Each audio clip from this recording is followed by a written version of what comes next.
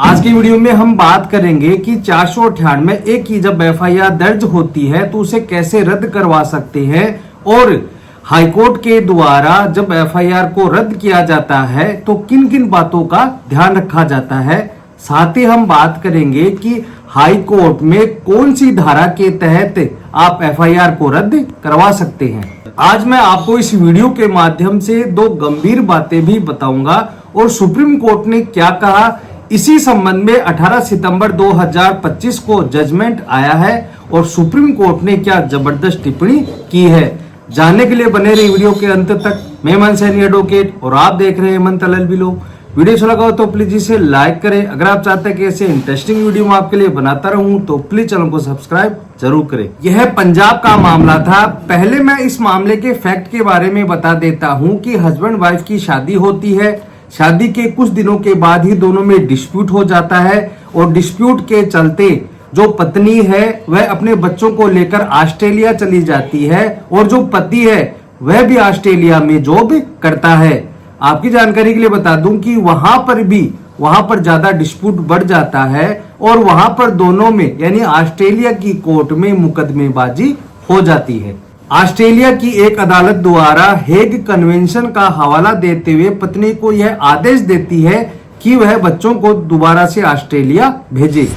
पत्नी के द्वारा ऑस्ट्रेलिया की कोर्ट के आदेश को मानने से इनकार कर दिया जाता है तो इसी दौरान ही पति के द्वारा ऑस्ट्रेलिया की कोर्ट में ही तलाक की याचिका लगाई जाती है अप्रैल 2016 में और ऑस्ट्रेलिया की कोर्ट के द्वारा पति के फेवर में तलाक की डिक्री जारी कर दी जाती है। तलाक की डिक्री जारी होने के बाद मई 2016 में पत्नी पंजाब आती है और पंजाब में आकर 498 ए की एफआईआर दर्ज करवाती है और पति के द्वारा इस एफआईआर के खिलाफ हाईकोर्ट में एक रिट दाखिल की जाती है। पति के द्वारा पंजाब हाई कोर्ट में 482 सीआरपीसी के तहत रिट लगाई जाती है, लेकिन आपकी जानकारी के लिए बता दूं कि 482 सीआरपीसी की जगह अब 528 बीएनएसएस हो गया है, जिसमें हाई कोर्ट को इनहेरेंट पावर दिए गए यानी असीमित शक्तियां दी गई हैं। 528 बीएनएसएस के तहत पति के द्वारा जो एफआईआर है उसे चैलेंज किया जाता है। किसी भी व्यक्ति के खिलाफ जब एफआईआर दर्ज होती है तो क्रिमिनल रिट में उसे चैलेंज किया जा सकता है और भारतीय संविधान के अनुच्छेद 226 के तहत भी उसे चैलेंज किया जा सकता है और बीएनएसएस के तहत यानी धारा 528 के तहत भी चैलेंज किया जा सकता है। तो इस मामले में भी पति के द्वारा 528 बीएनएसएस के तहत एफआईआर को चैलेंज किया जाता है और हाईकोर्ट की दो न्यायमूर्तियों के द्वारा एफआईआर को सरसरी तौर पर देखा जाता है और केवल एफआईआर की विषय वस्तु को देखकर ही उस पर भरोसा करके यह कहा गया कि जांच अभी तो प्रारंभिक स्तर पर है। अगर एफआईआर में हम हस्तक्षेप करते हैं तो जल्दबाजी होगी और यह कहते हुए एफआईआर को हाईकोर्ट के द्वारा रद्द करने से मना कर दिया जाता है। अब पंजाब हाईकोर्ट के इस आदेश के खिलाफ सुप्रीम कोर्ट में अपील दाखिल की जाती है। अब आप ध्यान से सुनना कि सुप्रीम कोर्ट के द्वारा ऐसी कौन सी दो बातें बताई जाती है जिसके तहत एफआईआर को रद्द करने से पहले उन्हें देखा जाएगा। जो मामला सुप्रीम कोर्ट पहुंचता है वह है Nitin Ahluwalia versus state of Punjab. Criminal appeal number है 187/2020। 18 सितंबर 2025 को यह जजमेंट आया है। सुप्रीम कोर्ट के द्वारा अपने कई जजमेंट्स का भी हवाला दिया गया। पहला है central bureau of investigation versus Aryan Singh.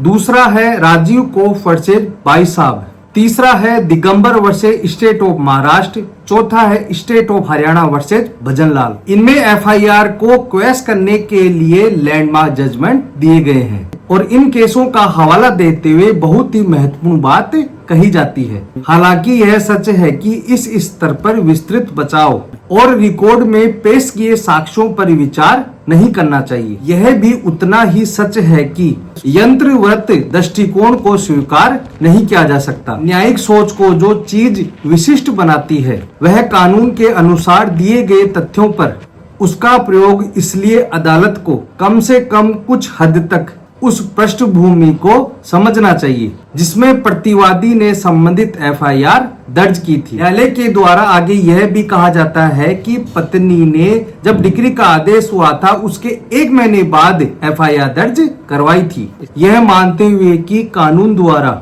ऐसा करना स्पष्ट रूप से निषिद्ध नहीं है। यह निश्चित रूप से प्रश्न उठता है कि लगभग 3 वर्षों से अपीलकर्ता से अलग रहने के बावजूद प्रतिवादी ने उस प्रासंगिक समय पर पुलिस में आवेदन दायर करने पर विचार क्यों किया। यह संभावना मानना कि यह इस तथ्य के विपरीत प्रतिवाद मात्र है कि अपीलकर्ता के पक्ष में 2 आदेश हैं। एक ऑस्ट्रेलिया का आदेश कि बच्चों को वह दोबारा से ऑस्ट्रेलिया ले जाए और दूसरा ऑस्ट्रेलिया की अदालतों द्वारा अपीलकर्ता की तलाक की प्रार्थना को स्वीकार करना अतिशयोक्तिपूर्ण नहीं लगता। कोर्ट ने यह कहा कि यह काउंटर ब्लास्ट है और पत्नी के खिलाफ 2 आदेश भी हो चुके हैं। पहला आदेश बच्चों को ऑस्ट्रेलिया वापस लाने का था और दूसरा आदेश पति के फेवर में यानी तलाक की डिक्री दी गई थी। कोर्ट ने कहा कि यह एफआईआर दोनों आदेशों की वजह से करवाई गई थी, यह हम मान सकते हैं। सुप्रीम कोर्ट के दोनों न्यायमूर्तियों के द्वारा यह भी कहा जाता है कि सीआरपीसी की धारा 482 के स्तर पर हाईकोर्ट से केवल अपराध की प्रथम दृष्टया संभावना पर ही विचार करने की अपेक्षा की जाती है। हालांकि कुछ मामलों में पृष्ठभूमि को समझना भी आवश्यक है और 2 बातें सुप्रीम कोर्ट ने कही जिन्हें ध्यान से समझना चाहिए। हाई कोर्ट को पहली बात तो यह देखनी चाहिए कि जो एफआईआर दर्ज करवाई गई है वह प्रतिशोध की भावना से तो नहीं करवाई गई। दूसरी बात यह देखना है कि आरोपियों को हैरान व परेशान करने के लिए तो यह एफआईआर नहीं करवाई है। फाइनली यह कहते हुए कि केवल एफआईआर की विषय वस्तु के आधार पर याचिकाओं को यांत्रिक तरीके से खारिज करने के प्रति हाईकोर्ट को आगाह करते हुए कहा कि कुछ मामलों में एफआईआर दायर करने के